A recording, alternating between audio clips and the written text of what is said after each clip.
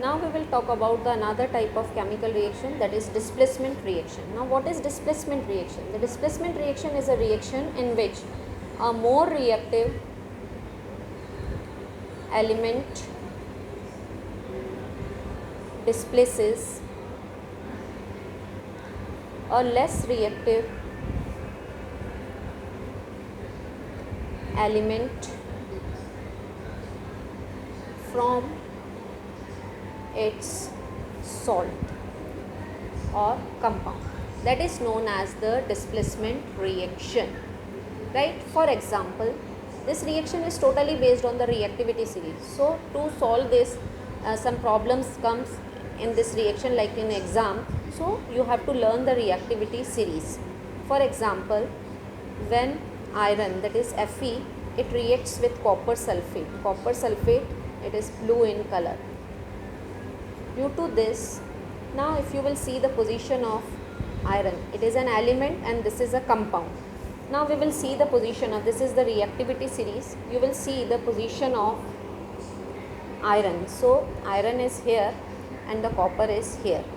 It means who is more reactive? Iron is more reactive than the copper, because in the reactivity series the metal which is present above another metal will considered as the more reactive element. So here iron is more reactive, so that is why this iron, it displaces the copper from its salt or its solution. This is copper sulfate solution, so iron being more reactive, it replaces the copper from its solution and it takes the place of this copper. So what compound will be formed? FeSO4. At the place of Cu, it is ferrous sulfate is formed plus copper. It will displaces. So in this reaction, the color of this copper sulfate solution become green. So the reason is that copper sulfate, it converts, earlier it was having the blue color, and when it reacts with iron, due to the formation of ferrous sulfate, it becomes green in the color. So in this way, a more reactive element displaces a less reactive element from its compound or its salt. This type of reactions are known as the displacement reactions. So these reactions you have to check on the basis of the reactivity series. Now coming to the next type of reaction, that is double displacement reaction. What are double displacement reaction? So double displacement reactions are the reaction in which exchange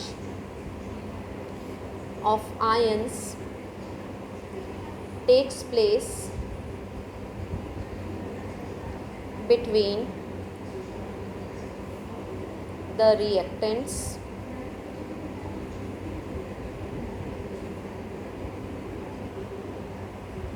and form.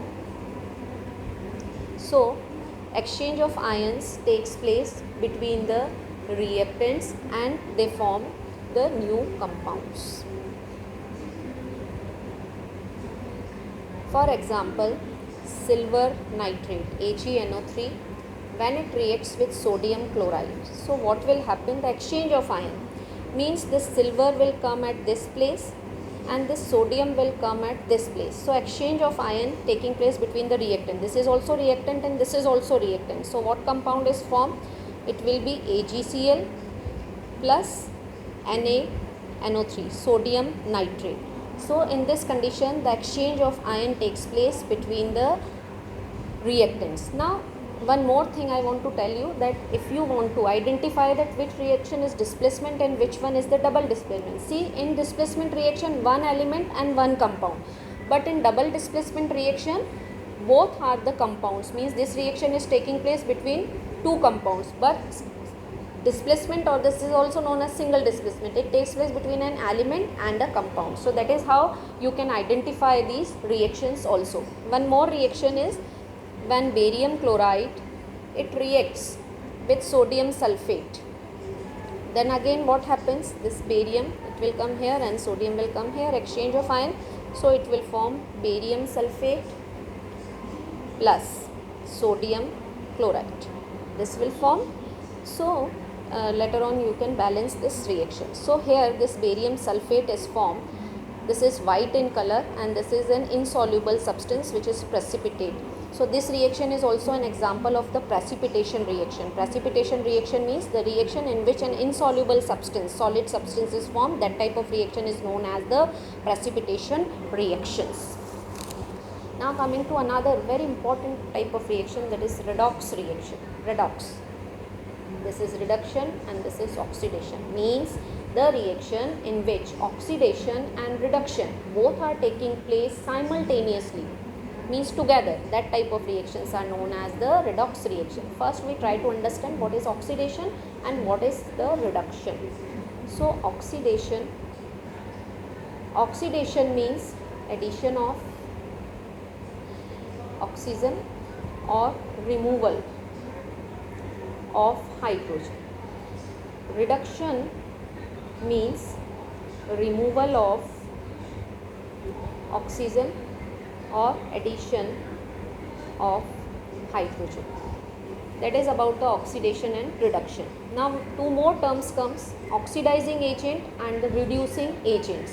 So oxidizing agents are the agents which get reduced in a reaction, and reducing agents are the agents which get oxidized in a reaction. For example, copper oxide, when it reacts with hydrogen, it forms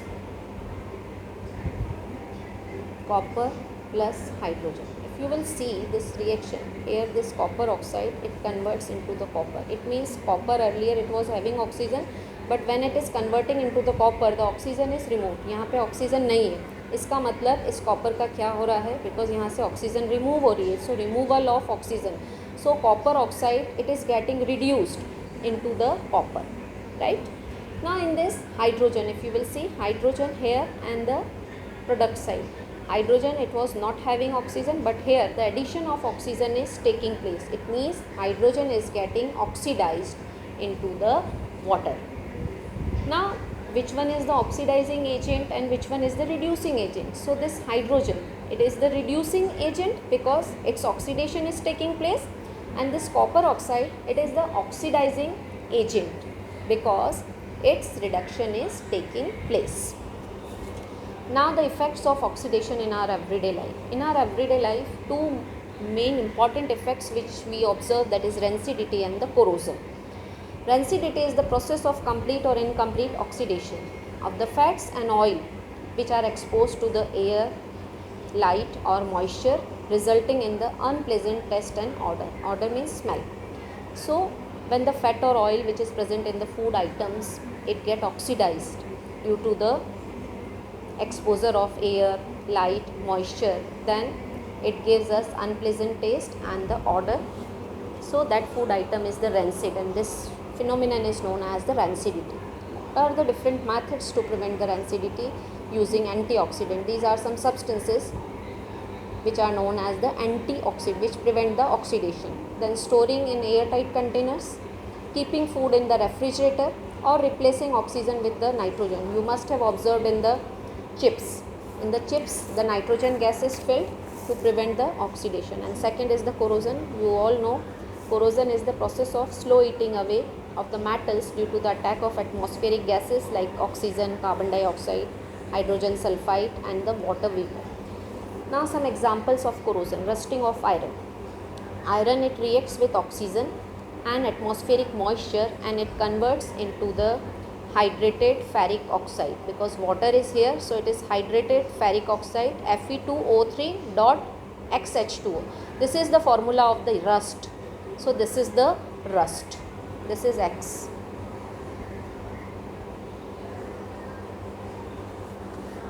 Then similarly we see that copper articles, when they are kept unattended for a long time, then they converts or a green color layer form on the copper articles.